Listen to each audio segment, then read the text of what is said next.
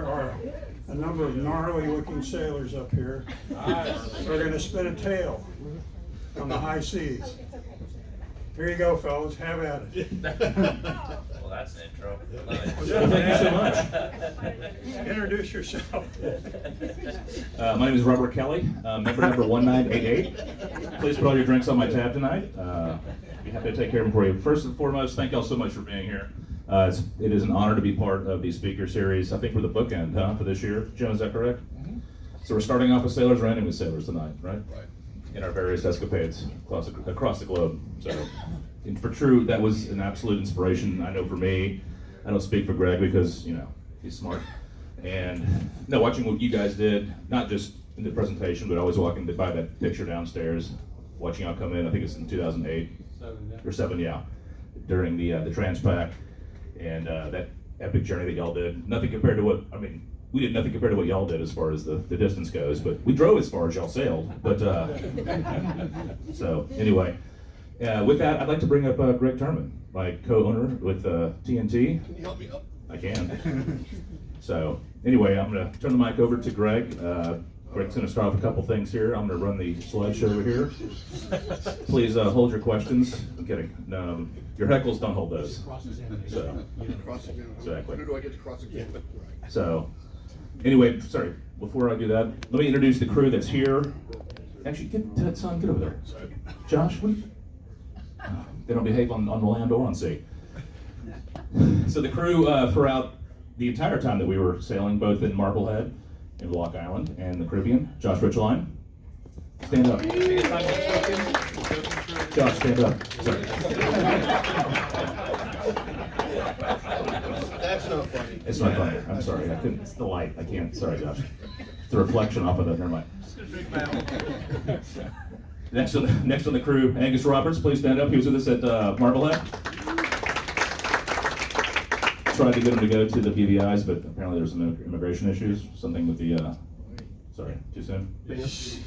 Take place to hide it. The Good Vibes technician that came with us to the BVIs, Craig Henderson. Uncle. There you go. Yeah. And Ted. All right. Ted, please stand up, take a bow. Ted was with us in the BVIs.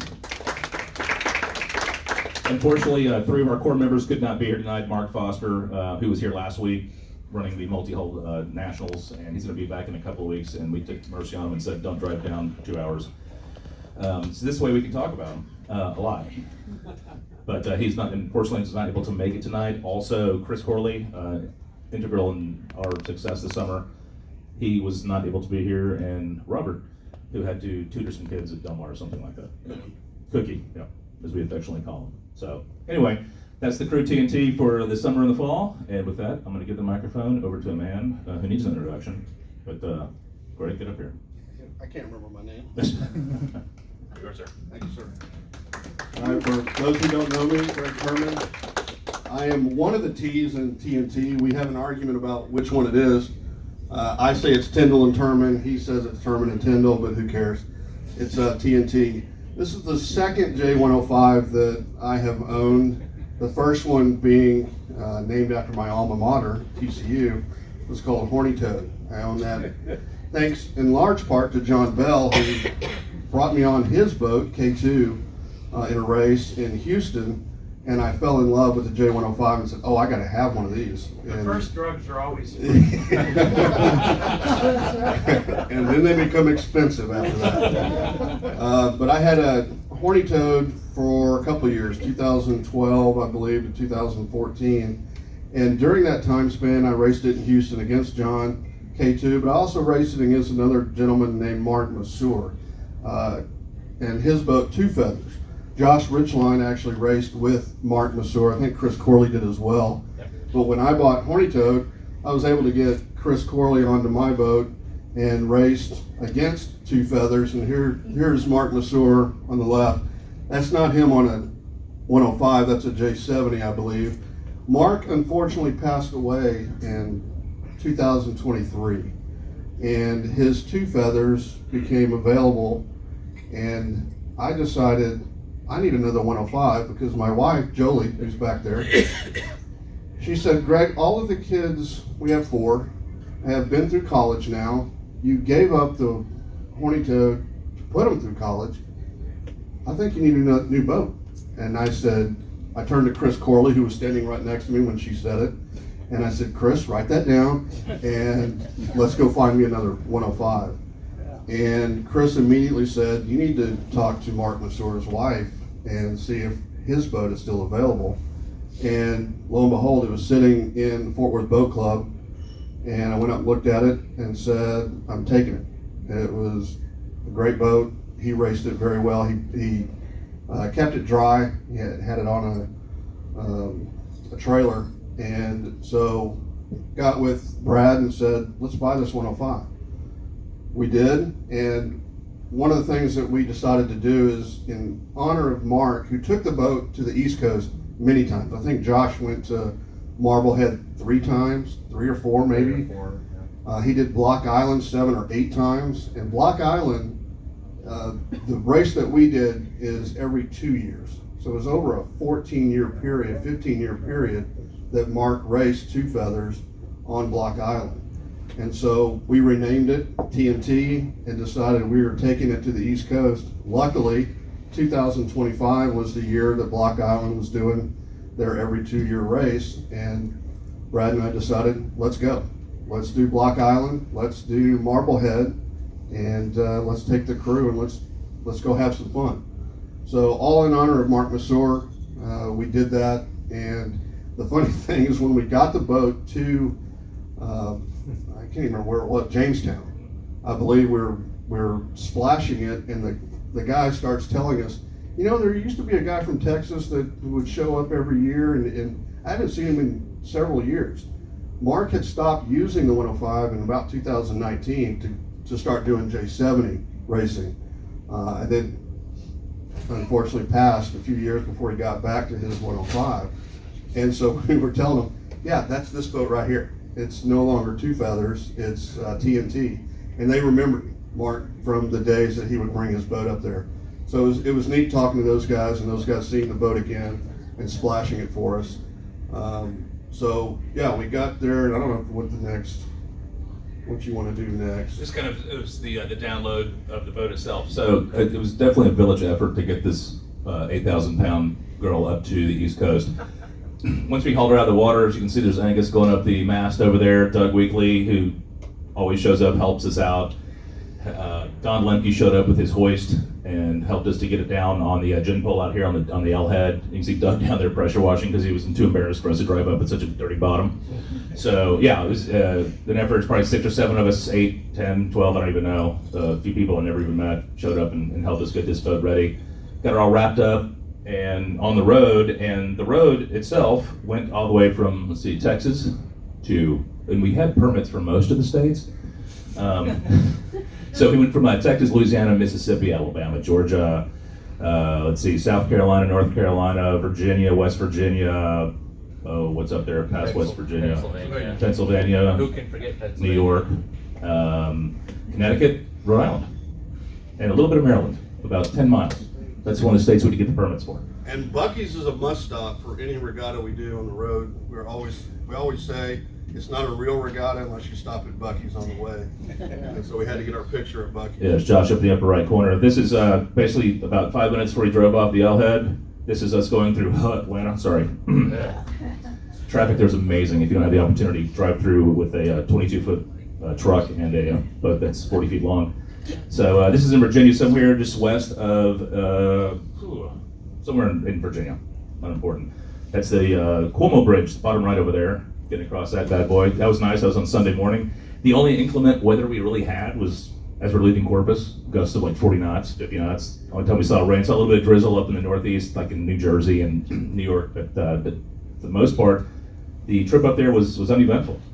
No damage happened. We were expecting it to happen, but that worked out for us. So we ran 2,168 miles on that trip. Average 9.1 miles to the gallon. So anyway, there's all that stuff. Some of these are blurry because Greg was drunk most of the time while he was driving. So anyway. And as we were going, we had Mark Foster was adamant, get your permits, get the permits, because initially he was gonna drive. He was gonna drive the whole thing by himself.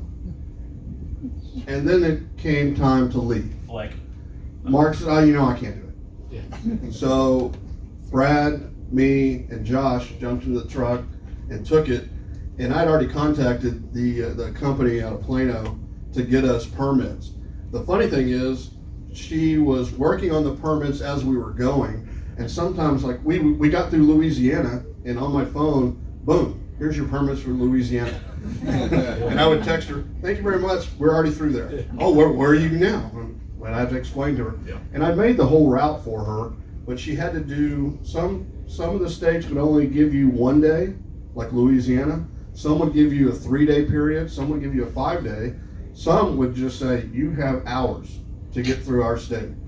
And so occasionally we had proper permits.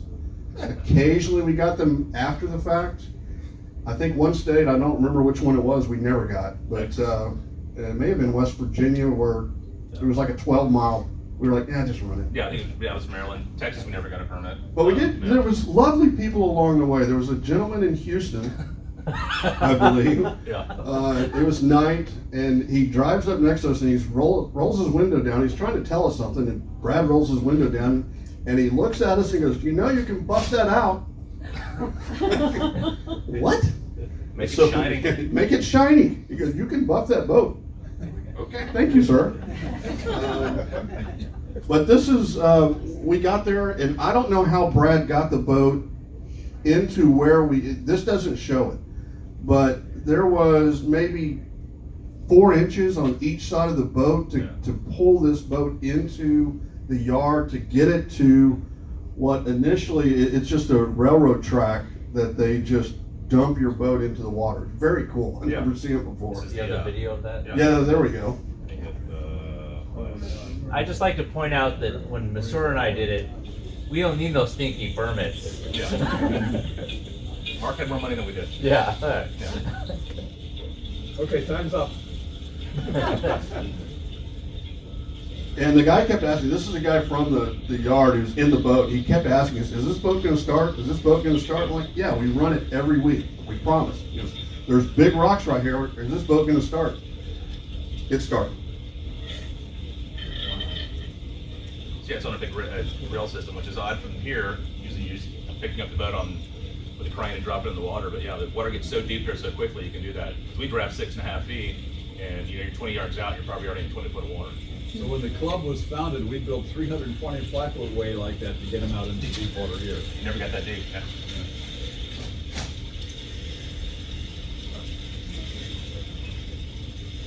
As you can tell, this is not the biggest boat they put in the water. Our boat was dwarfed on that thing. They're putting like 75-foot boats out there with this brand system. Was this the packing gland issue? Yes. Yeah, eventually, yeah. The only issue we had was the boat had been out of the water for I don't know how many days, and unfortunately the packing gland had dried up, and when we came back to the boat to actually sail it from Jamestown over to Block Island, I think it was me, Mark, and Corley. We look out there and we're like, oh, the boat's still there, it's floated. It's floating, everything's fine. Well, Mark gets on the boat from our little, I think you had a picture of it, the little tender that took us out, and all I hear is, oh God. There's 3 feet of water in the boat because the packing gland leaked, and it just filled our boat with water. So we just pumped it out and figured we'd fix it later. There you go. And I think I went and got wrenches to fix it. We'll fix it later. I went. Josh fixed it later. Yeah. So this is That was later. This is in Kingston or Warwick, somewhere in Rhode Island. The night before that, Greg, Chris, and Mark sailed the boat over. We were having some very nice lobsters that were procured from a place that was literally, I don't know, Sarah, was it 100 yards away from the place we were staying. Put a little Texas flag on the back porch. No one noticed. Beautiful sunsets. I mean, this place is really, really cool. Small town. It gave you the name of the person who built the house, like in, I don't know, 1793, on every single house there. So really cool. So they left the next morning to sail the boat over from there to Block Island. Josh and I went over on the ferry at 7:30 in the morning. I think it was one time we had to show up there, which is a cool experience in itself. There's a fast ferry and a long ferry. We took the long because we had to put the truck on it so that we had something to drive with when we were over in Block Island. But eventually, guess what? We raced. So we get to Block Island. Iconic. A lot of times if you only see one picture of Block Island, this is sort of the view that you get. But eventually they took the boat over. Josh and I came over on the ferry and we ended up at Champlain's. Say one thing. Yeah. One of the things Block Island is known for are mudslides. And so that's a drink for those who don't know. Scott, if you don't know what that is, mudslide's a drink. The three of us, when we got there, we pulled into the dock, and the guys at Champlain Marine, they all help you. I mean, they'll tie the boat off for us. We're like, what? We can do this? They're like, no, we got this. So they tied it off for us. And the first thing we asked is, where's the closest mudslide? Because we hear that's what we need to get. And the guy said, you're in luck, it's 20 feet that way. So for the rest of the week, when we docked our boat, we were 20 feet away from a mudslide. And that's the first thing we did. Me, Corley, and Foster got 6 mudslides. And, well, eventually that night probably. And I added floaters to Mark Foster's. And you'll have to ask him independently what that meant to him. Yeah. He won't remember it, but we have photos and video of that. Tell us what a mudslide is. It's a chocolate drink, frozen. They make banana drinks as well. But Kahlua vodka, ice cream, yeah, that's it. Yeah, and H. yeah, No, it's lovely. it's just yeah. it's pure love. They'll make them downstairs if you ask them, don't worry. I brought it back, the recipe, a long time ago. I didn't touch them, sir, because this body's a temple. I would never defile it with that stuff. Yeah. So, anyway, so this is us sitting on the boat here at Champlain's. I think this is after the first day that we raced there in Block Island. And here's it's really cool every morning when you go out into Block Island Sound. And I will tell you, pictures don't do it justice. This island is absolutely gorgeous. And there's a mystique and a beauty to sailing in this place. I mean, you're sailing in waters where the America's Cup was defended for 135 years. It's just so cool. You're in 130 foot of water. It's so blue, so dark, so deep. It's just really, really cool. This fog will kind of set in. You pass by this marker every morning, BI1, which is really, really neat. And you're going out through this very narrow channel here with 175 boats to compete against, or to compete with. Sorry, I think there were 17 fleets, if I recall. On our line alone, we had four different fleets on our line. It was us and the J44s, the Etchells, and someone else. Anyway, J88? JD8s, yeah, Something like JD8s, that, yeah. yeah. So 109. 109, yeah. Who knows? No one cares. We weren't paying attention. Yeah, we weren't. Looks like there's another Texan there in the distance. Yes, there was another boat. He's from Houston, actually. Okay, cool. Kenai was also there, I think, from Houston. We attempted to get that 44. flag because it was bigger than ours. Yeah. So, but what Brad was talking about, the little entrance and exit is really cool. It's like going through our gap here. It's the size. You can see people were on the beach taking your picture, waving at you, screaming at you, and it was really neat going through there. And again, pictures don't do it justice. It was a little scary because driving 175 boats through there at the same time, because the horn goes off and everybody just takes off and goes, and you have all these fans and friends on the beach waving and yelling at you, and it's you can throw a drink to them if you wanted to. They're that close. It's pretty cool.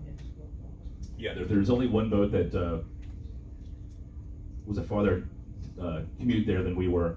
There's a boat from California. I guarantee you the owner did not drive that boat from California to Block Island. So us in Houston, I think Houston was, number 3, we were number 2 distance. The other one was a boat out of California. Like I said, I guarantee the owners of that boat did not drive it there. They had people do that for them.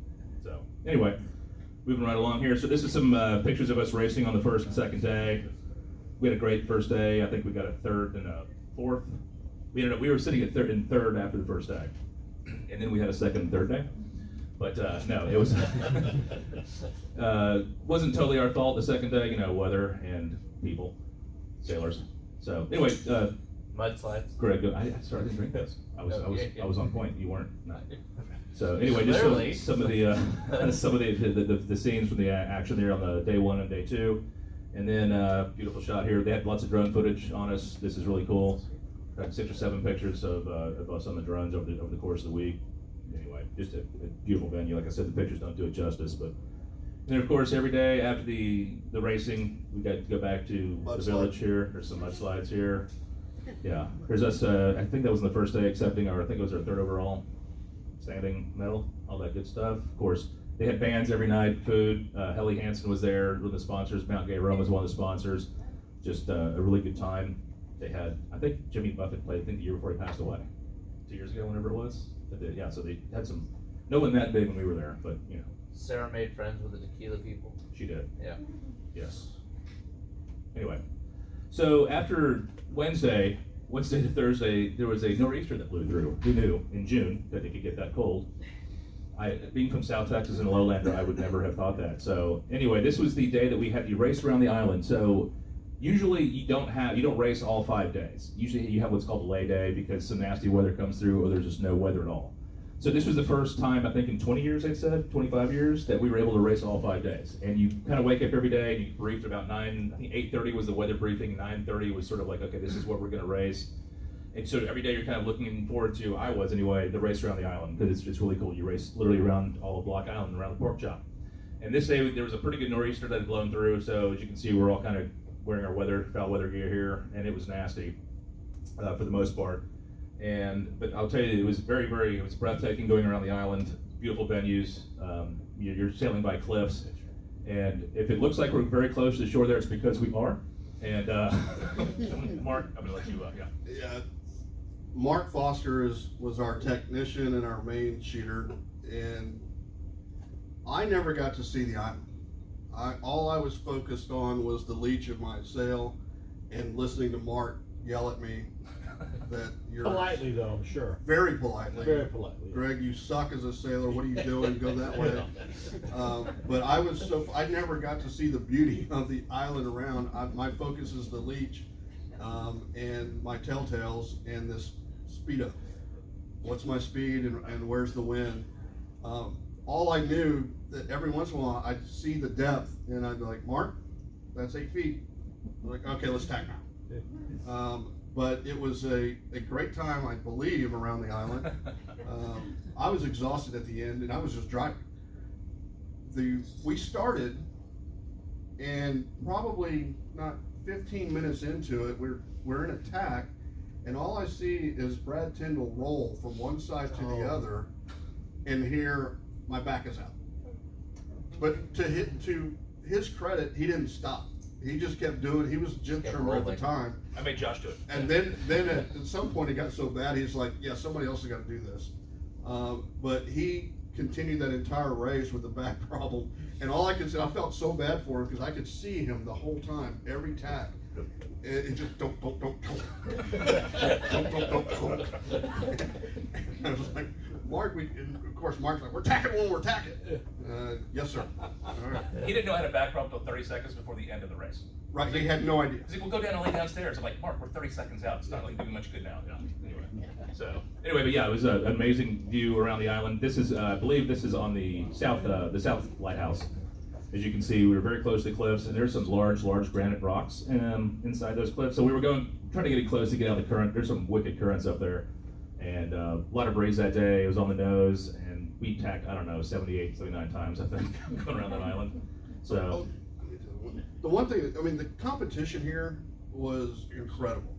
A lot of world champions. You may not know this guy, Bill Zartler is well-known J105 sailor. He wins a lot. He wins it all the time in Houston. When I had Horny Toad, I could never beat him.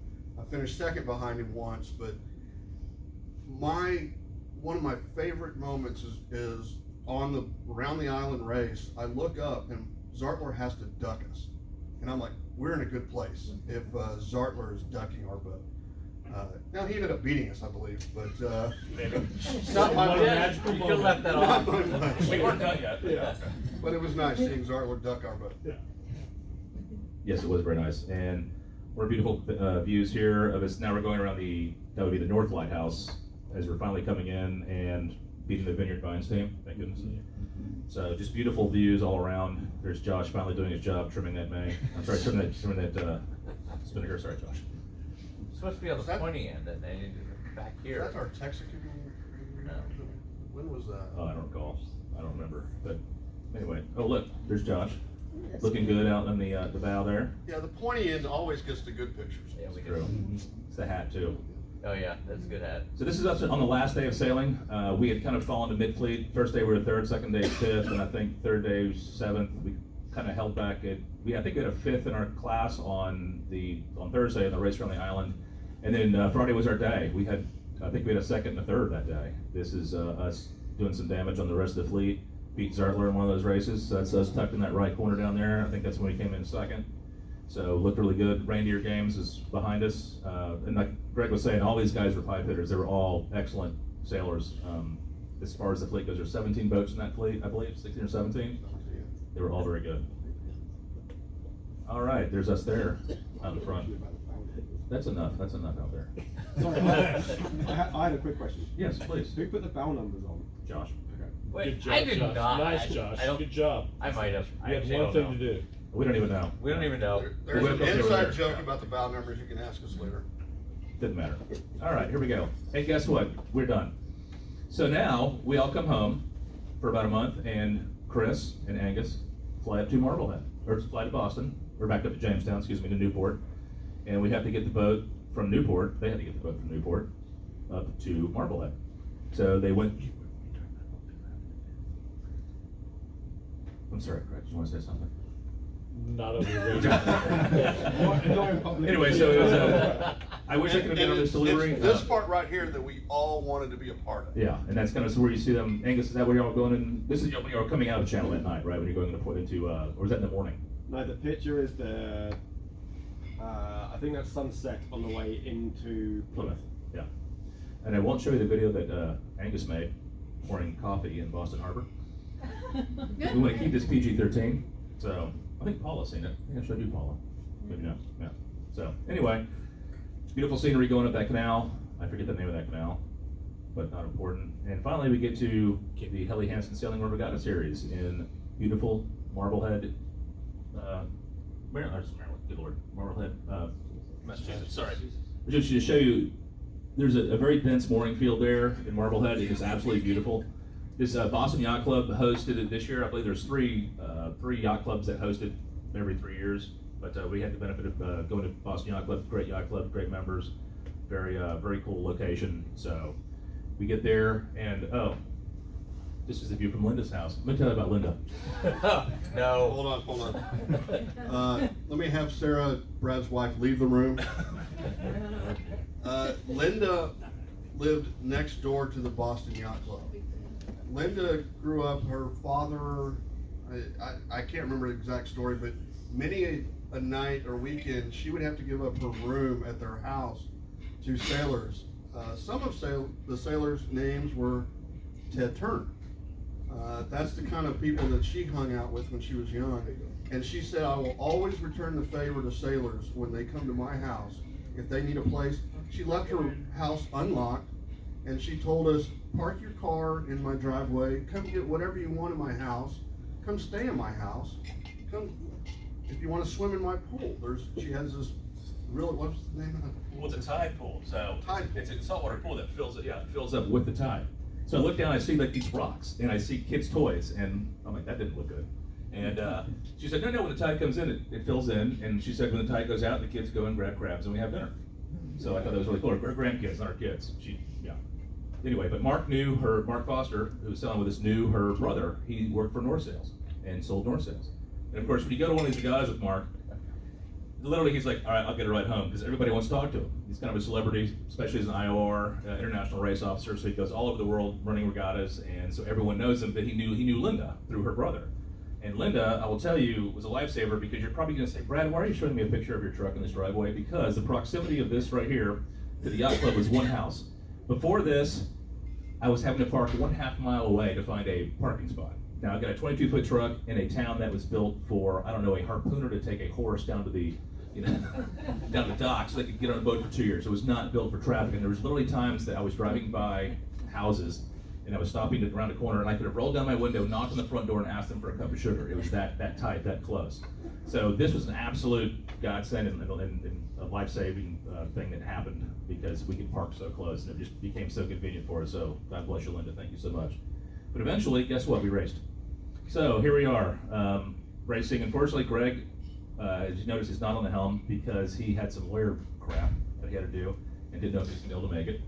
But I had the ability to drive since I'm a co-owner in the boat, and the J105 class requires you to be an owner of the boat to drive the boat. So Angus had showed up. He was there in Marblehead with us. There's Chris and Mark. Josh, of course, is up on the bow doing bowman things. And this was the first rounding at the weather mark on the first day. And we got this great shot courtesy of Sailing World magazine. Took the shot of us as we're rounding. And we had a very, very good first day. We had 2 bullets on that first day. There's Josh doing his bow work. Josh, who was actually featured in Sailing World magazine back there in the back, if anybody wants to see the actual article. Anyway, it was just really cool. And I will say this much, because this is a Sailing World deal, there was just great media coverage. They could never get Greg's name right. Gert Thurman, Jules, what was your? Jules Thurman, yeah, anyway. So Sarah lit him up, and I think they finally got it right. Put some retractions I think it there. took 3 or 4 articles, and they finally got I think they started just messing it up on purpose because it was what it was. So anyway, we did some racing. We got 2 bullets that first day. This is they had great coverage of us. This is a picture of us kind of going to weather. They had this drone. The reason this is funny to me, it was the first race, I think the first day, and I'm coming down, and we're about to douse the spin and round up the mark, and I look up and I say, "Is that a drone? Are we gonna hit that drone?" And Mark is screaming at me, "Turn the goddamn boat!" And I'm like, "Okay, sorry, I didn't know this." Because why do you care about all this stuff? Because I thought we were gonna hit them. Sorry, Mark. Anyway, we're like 6 boat lengths ahead at this point, so it wasn't that big of a deal, but it was to Mark. So anyway, he was not very happy with me on this, but never was happy with me. So, and if anybody can make Mark happy, please let me know. So anyway, It wasn't me. yeah. This was a picture, I think, of the most rewarding race that we had all week. This is the second race on the first day. We had a great first race. We shot out like a bullet on the start. Second start wasn't so great, wasn't bad. We were just kind of mid-fleet. And I will tell you, between Chris, Angus, and Josh, they found us these massive holes going, every time we tack, we get lifted 15, 20 degrees. So we went from, mid-fleet to first. So we went back down, we were coming back up for the second time, but the wind kept dying and shifting. I think it moved like 60 degrees that day. So the cool part is we fought back from 5th place and we rounded in first coming down for the last leg. But the funny part was we were so busy and so concerned about getting up there, and I wasn't putting my head, like Greg said, your head's not outside the boat, you're driving, you're trying to keep the boat fast, watch your leads, watch your telltales, keep it fast, keep it straight.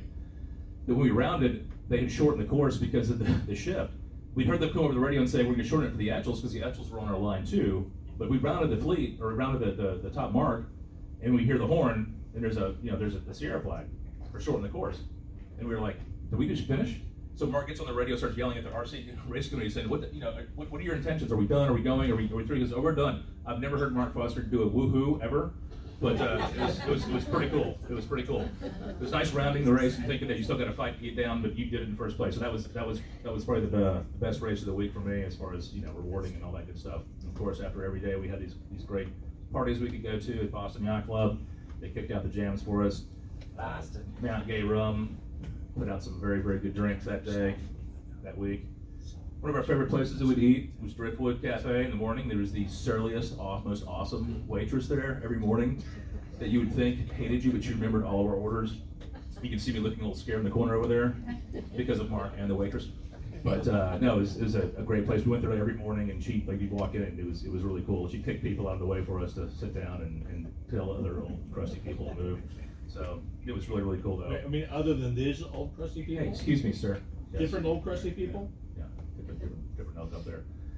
Maddie said off. We would debrief every night about our successes of the attack. This place cost a lot of brain cells, I guarantee you, that week. I don't think there was one night we didn't go there. One night, Angus lost his credit card somewhere between there and. I lost more than my credit card. You did. I didn't want to tell the other story, but no. Pride, shame. Pride, shame, yeah. But Maddie's Sell-Off is one of those iconic places. Yes. The cool part is that I think when I first got there, I was there a few hours before everybody. I went there, had a lobster roll and a Jameson. And it's really cool. You're in there with longshoremen, probably billionaires. It doesn't matter. It's just a really chill place, really cool, old school, New England sail bar. And one night, Josh, I think, got into an argument with some guy from Georgia about country music. Anyway, we're done. So, Wasn't much of an argument. So He was wrong. After 4 bullets and 7 races, we could say that we won first place. So there we go. Team TNT. Yeah, I think, what Brad did and what the crew did in Marblehead was spectacular. I think they called our finish picket fence finishes because they had so many first place finishes. But what was really neat, and I don't think Brad even realized it, is what Helly Hansen and Sailing World did is they put together 5 series of regattas across the country.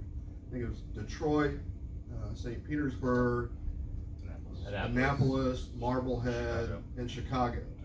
And in each of those locations, there were multiple fleets. And every first place winner of their fleet got their boat's name put into a hat. And they would draw out of that hat the winner from that location, and they would be invited to the BVIs for a championship regatta. Well, I don't think Brad realized that that was an opportunity that we had now that they had finished first place in Marblehead. Well, it was. And David Reed had a hat with all the names of the first place finishers. There were 11 at Marblehead, including TNT. And when he reached his hand into the hat and he pulled it out, he looked at it and he said, "Oh no." And I looked at Brad and I'm thinking, I think this is us. I wasn't there. And I had gone to the truck. but you're walking across the parking lot. Yeah, I hear like.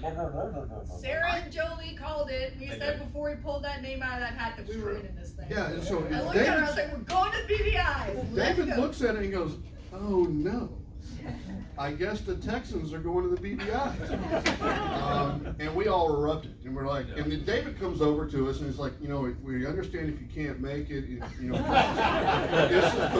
this is the last location that's getting an invite, and if you can't make it, you need to let us know. We're like, hell no, we're going.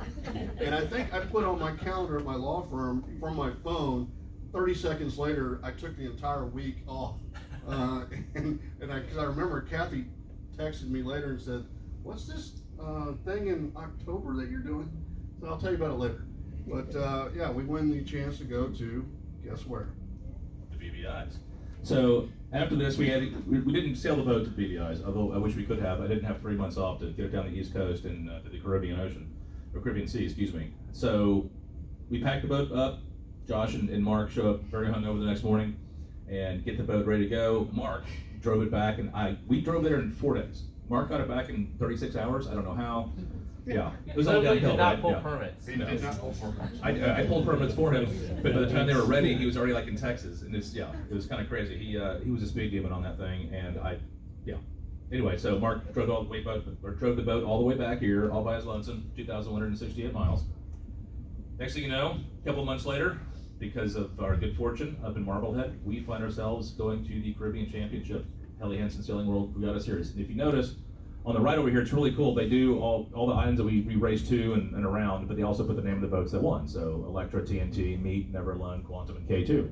Did you know that, John? I wasn't there. I know, you DNS every day. We were disappointed. So, anyway, so yeah, so it was really cool that this is sort of I get another. We started here in Roadtown. Yeah. So here we go. We show up because we won. So Sunsail and the moorings, which is where we're at in that picture on the right and on the left here, they gave us 42-foot Benetos that we raced. But we also got a mothership, which is a 50-foot lagoon that we could putt around. I shouldn't say putt around, sail around very fast on, but it was a really cool boat. I'd never been on a catamaran for an extended period of time, but I'll tell you, if you have the means, they're very, very, very stable and very nice. So we got a lot of wear out of that boat. It was awesome. But this is the one here to the left that we actually raced on when we did race. And here was kind of our course that we took. So Roadtown and Tortola, we started there, went down to Cooper's Island, the Baths, Better End Yacht Club, which is rebuilt finally after being torn down by Hurricane Nora in 2017. Scrub Island and Sandy Cay the same day, back to Normal Island, and then ended up back in Tortola. So we raced for Sunday, Monday, Tuesday, Wednesday, Thursday, and it was amazing. If you haven't been to BVI's, I highly recommend going. The water's beautiful, people are great, but there is an absolute beauty to everything. The water, I mean, every time you jump in the water, it's like you're jumping into an aquarium. There were times when Greg would be driving the boat and be like, dude, how deep are we? Because it looks like 6 feet, 5 feet, 4 feet. It's like, no, bro, it's like 35. So it's that clear and that beautiful, and you have these massive cliffs around you, these really cool houses, just great venues, and it's just an amazing place. Because everything is not, I would say the Bitter End was probably my favorite place to go. Yes, it's the most touristy, which I usually avoid those places like the plague, but man, the people there were great, and the story of Bitter End is really cool. What happened in 1969, I think it was a bunch of British expats like built this thing out of like plywood and driftwood and just put it together. And some people say it's lost its charm, but it's, as far as I know, they rebuilt it back the best they could. But it's a really, really cool place. You're just kind of stuck up in this corner of the world, and it's great. You're like 2 minutes away on a dinghy from snorkeling in 6 or 7 different places that are really, really cool. So for anybody who hasn't been or anybody who's going, man, check that place out. It is really, really neat. This is us leaving Tortola on the catamaran, the 50-foot lagoon. As you can tell, the water is hideous. the vistas, the venues are ugly. Kidding. But really, really cool. Puttering on those islands. There's Greg. Cookie, who couldn't make it tonight. Excuse me. Ted on the right. Doing his gratuitous fun uncle shot. There's Craig again. On the boat. I had a fat filter on that one. I'm much skinnier than that. That's very smooth. There you go. Here's a picture. Now, I will tell you, these boats are not, sorry, go over here. These boats have the ability to race like a conversion van. So they're not real fast, but they sure are comfortable. Excuse me, it's on my throat. And as you can tell, we're racing with our biminis on, so we really cared about speed. It was more about comfort than anything else. And I think you can't see us because we're way up here. No, we're, I think somewhere. I think that's us here. Yeah. Yeah, right about there. There's red flag on the back because we were red flagged after the first time. So anyway, just beautiful venues to behold everywhere. Great shots that were given to us by Sailing World. It's kind of nice having them on the boat with you, because the cool part was on one of the races, I think it was the third day, Dave Reed, who's the editor for Sailing World, jumped on the boat with us and foolishly recorded us. Oh no. Sailing. So here we go. Breeze and a foot and a half. You want to think about getting out of this corner?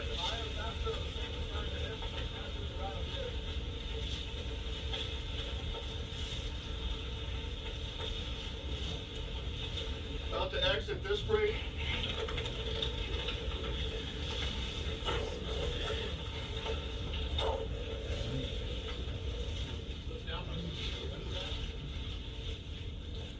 Coming down.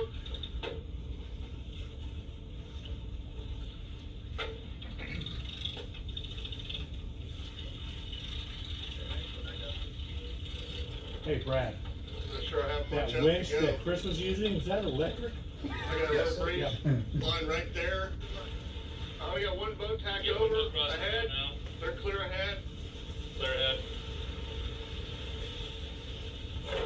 And that was my favorite part of the whole boat. They had twin wheels. It made me feel like a big boat sailor, because I would start my tack and I just set the boat, and then I would just walk over and get my other wheel. And I thought, I am so cool. It's this big boat. Too bad it doesn't go very fast. Coming down. All right. And that is our whisker pole. The rule for the regatta is it had to be locally sourced from any source.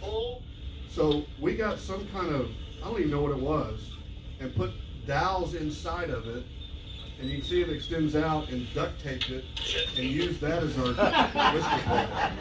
And you see how well it worked. I was supposed to clip out, sorry. I think the team that had the best whisker pole, it was a 12-foot 2x4. It's just flashed out. Right, exit north sound via main channel. Leave George dog to starboard. Great dog to port. West dog to starboard. Finish off Marina Cay between Marina Cay and Scrub Island. Hard right. The funny thing is, I didn't know the names of the islands, and so we were told which way to go. Leave this island to port, leave this island to starboard. I was making up names for the islands. I was like, let's go to Gilligan's Island. That's Raisin Island, just because of the way it looked. There were some names I can't repeat, but I was not using the correct names. Boat drink.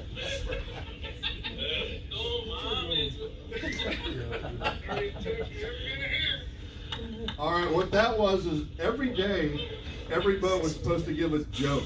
over the air to the race committee. And so we did. Every day we gave one. But when we had David on the boat, I told him, you want to hear the dirtiest joke ever? I said, you cannot play this on the air. You cannot do this when you show this to anybody. And I'm not going to repeat it here. If you want to hear it, come find me later and I'll tell you. But it's the dirtiest joke ever.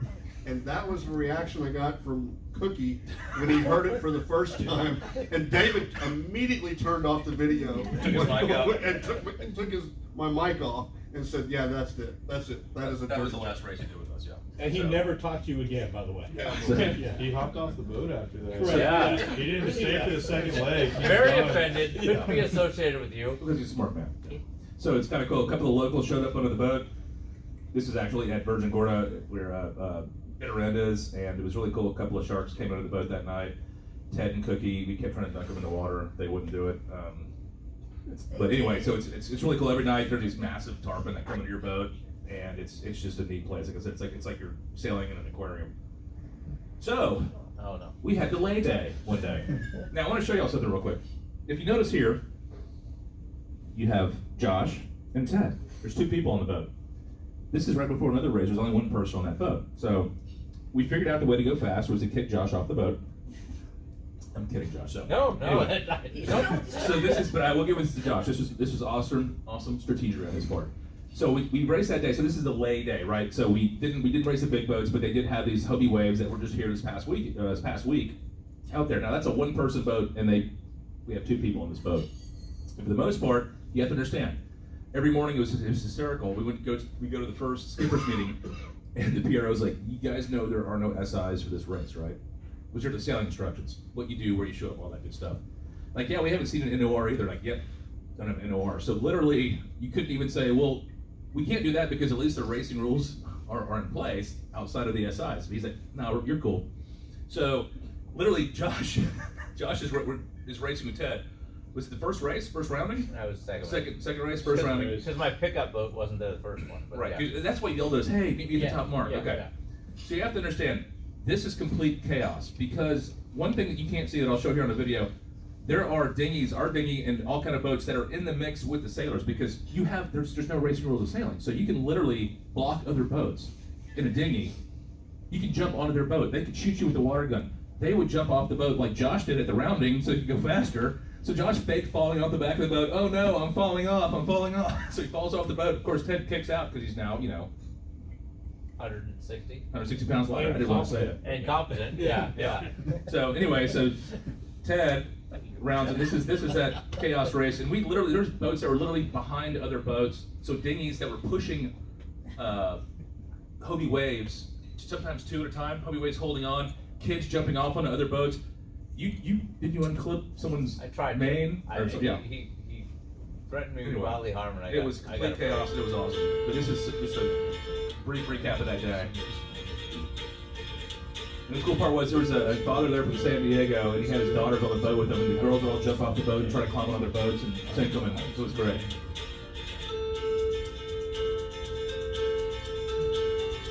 As you can see, there's dinghies up in the field. It would take off. And the PRO would throw beers at us and stuff when we drive by. It was awesome.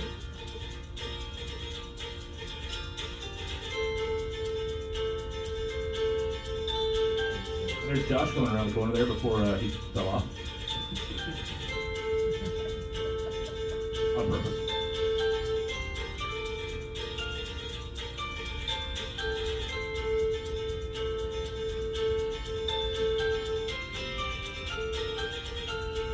Yeah, the floating up guns shooting water to the feathers. He was the cameraman. Part of the competition was surfing behind the organizing authority's boat. There's the guy from San Diego with his kids surfing. So anyway, it was a real fun day on the water. It was complete chaos and it was awesome. This is a drink competition that unfortunately we lost. I don't know how. I don't think Second place. Second place. That's the Rick. Rick. Mrs. May knows, yeah. Oh, yeah. So, totally rigged competition we lost. I mean, how can you lose? This is our presentation. Chris knocked out of the park. Greg, everybody worked on this thing. I don't know how it lost. It's favoritism, and because, They sang a song. We didn't sing a song. No, but We had a great story. your They did story a was amazing. performance. I thought it was Team Meat that sang And the did, song. did Chris actually give away a sunscreen?